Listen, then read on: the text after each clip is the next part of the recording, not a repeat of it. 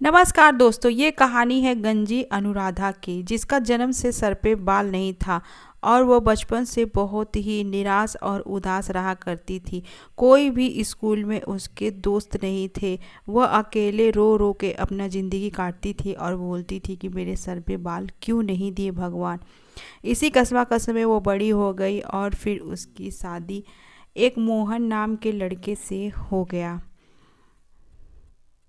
मोहन अधेड़ उम्र का था, क्योंकि उसके सर पे बाल नहीं था, जिसके वजह से कोई भी उससे विवाह करने को तैयार न था। मोहन शादी करके अनुराधा को अपने घर लाता है और धीरे धीरे करके वक्त बीतने लगता है। अनुराधा घर के सारे काम काज में अपना दिन बिताती। धीरे धीरे करके उसकी 3 लड़कियों का जन्म हुआ, जिसके सर पे बहुत बाल थे। वो बहुत ही ज़्यादा डर रही थी कि जिस तरह उसके सर पे बाल नहीं है, उसके होने वाले संतान के सर पे ऐसा न हो। 3 लड़कियों के जन्म ले लेने के बाद मोहन बहुत ही उदास और परेशान रहने लगा और वो शराब पीने लगा, जिसकी वजह से उसकी डेथ हो जाती है। अब अनुराधा अकेली थी और वह सिलाई मशीन पे बैठकर सारा दिन अपने आस पड़ोस के लोगों का कपड़ा सिलती और तीनों लड़कियों का पालन पोषण करती। एक दिन कम दिखाई देने की वजह से उसका हाथ सिलाई मशीन के अंदर चला जाता है और फिर खून निकलने लगता है। वह धीरे से पोंछ लेती है और अपनी लड़कियों को नहीं बताती है। वह आस पड़ोस के लोगों का कपड़ा सिलकर अपनी तीनों लड़कियों का पालन पोषण करती है। एक दिन दावत का था। तीनों लड़कियां आपस में बात कर रही थी दावत में जाने के लिए। उन लोगों के पास अच्छे कपड़े नहीं थे, फटे हाल में थी। बड़ी बेटी सोनिया और दूसरी बेटी प्रीति और तीसरी बेटी प्रिया तीनों सोच रही थी कि ऐसे फटे हाल में हम लोग दावत खाने कैसे जाएंगे। तभी अनुराधा आती है और तीनों लड़कियों को लेकर दावत में जाती है। उस गांव के जमींदार के यहाँ दावत था।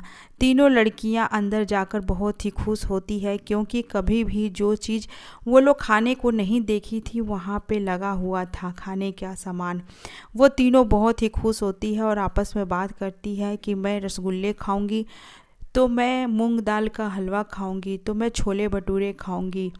इस तरह से तीनों बहुत खुश होती है और फिर फटाफट जाकर खाने का प्लेट उठा लेती है। जैसे ही वो लोग प्लेट उठाती है, जमींदार वहाँ आ जाता है और गुस्से में बोलता है कि तुम जैसे भिखारी लोग को यहाँ पे किसने आने दिया, और वह एक चांटा लगा देता है बड़ी बेटी को। तभी अनुराधा आती है और बोलती है कि जमींदार साहब, आप ये क्या कर रहे हैं? क्यों मेरी बेटियों को आप मार रहे हैं? तभी वहाँ पे सेठानी आती है और बोलती है ये तीनों लड़कियाँ नहीं हैं, डायन है, डायन। माँ के सर पे एक भी बाल नहीं है और ये तीनों डायन का इतना लंबा लंबा बाल है। ये तीनों डायन या फिर चुड़ैल है। अनुराधा अपनी बेइज्जती नहीं बर्दाश्त कर पाती है और वह तीनों लड़कियों को लेकर बाहर निकल जाती है। सामने थाली रखा हुआ था, जिसमें एक रोटी और पनीर की सब्जी थी। छोटी बेटी रिया से रहा नहीं जाता है, उसे क्या पता कि ये जूठन है। वो आराम से बैठकर खाने लगती है और फिर प्रीति को और सोनिया को भी बुलाती है कि दीदी आओ, तुम भी खा लो। उसे क्या पता कि ये लोगों का छोड़ा हुआ खाना है। तभी अनुराधा बोलती है कि ये सब छोड़ो और घर चलो। सभी लोग घर आ जाते हैं और अनुराधा सोचती है कि मैं कैसी माँ हूँ जो अपनी लड़कियों को ज़रा सा भी खुश नहीं रख पाती। कितने गरीबी और फटे हाल में हम लोगों की ज़िंदगी चल रही है। ऐसे करते करते दिन बीतता है। एक दिन अनुराधा का मशीन ख़राब हो जाता है।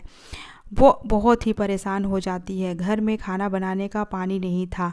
वो बड़ी बेटी सोनिया और दूसरी बेटी प्रीति को भेजती है कुएं पे पानी लाने के लिए। तो वहाँ पे गुंजा देखकर उन लोगों को जल भून जाती है, क्योंकि उनके घने और लंबे बाल थे। गुंजा के बहुत छोटे बाल थे। वो कहती है कि तुम्हें कुएं से पानी नहीं लेना है। सोनिया बोलती है कि इसी कुएं के पानी को तो सभी लोग लेकर जाते हैं, तो हम लोगों को क्यों मना कर रही हो दीदी? तो गुंजा उसके बाल पकड़ के खींचने लगती है और धक्का मुक्की में वो कुएं में गिर जाती है। फिर चिल्लाने लगती है कि मुझे बचाओ, मुझे बचाओ। सोनिया और प्रीति के बाल बहुत ही लंबे थे। वो अपने बाल को कुएं में लटका देती है और कहती है कि गुंजा दीदी, तुम इसे पकड़कर बाहर आ जाओ। इसी तरह वह गांव के कोई कोई बच्चों का या फिर बड़ों का मदद करती रहती थी। एक दिन अनुराधा का मशीन ख़राब हो जाता है और उसके घर में खाने का सामान भी धीरे धीरे करके ख़त्म होने लगता है। तो रिया बोलती है कि माँ, अब मुझे भूखे नहीं रहा जा रहा है, मुझे और कितना दिन भूख में रहना पड़ेगा। अनुराधा बोलती है कि बेटा तुम चिंता मत करो, मैं कुछ करती हूँ। और वो 2-3 घंटे की मेहनत अपने मशीन में करती है और फिर फाइनली उसका मशीन बन जाता है। धीरे धीरे करके वक्त बीतने लगता है। उस गांव में एक प्रतियोगिता होता है और उसका अनाउंसमेंट होता है कि इस प्रतियोगिता में जिसके लंबे काले घने बाल होंगे वह इस प्रतियोगिता में भाग लेगा। अनुराधा की तीनों लड़कियां बहुत खुश होती है क्योंकि उन लोगों के बहुत लंबे बाल थे। उन लोगों ने सोच रखा था कि अगर हम लोग प्रतियोगिता में भाग लेंगे तो हम लोग ही विजयी घोषित होंगे। लेकिन प्रीति बोलती है कि दीदी, तुम ये क्यों भूल रही हो कि आस पड़ोस के गांव के भी लोग आएंगे भाग लेने के लिए, लेकिन हम लोगों के पास ना ही अच्छे कपड़े हैं, केवल लंबे बाल हैं। उन तीनों की बातें अनुराधा सुन लेती है और वह बोलती है कि मैं तुम लोगों के लिए कपड़े का इंतज़ाम कर दूंगी। वह लोगों का कपड़ा सिलती है और उसी में से बचे हुए कपड़े से सोनिया के लिए लहंगा, प्रीति के लिए गाउन और फिर रिया के लिए फ्रॉक। प्रतियोगिता शुरू हो जाती है और अनुराधा की तीनों लड़कियां अपने काले लंबे घने बालों का प्रचार करती है और फिर विजयी घोषित होती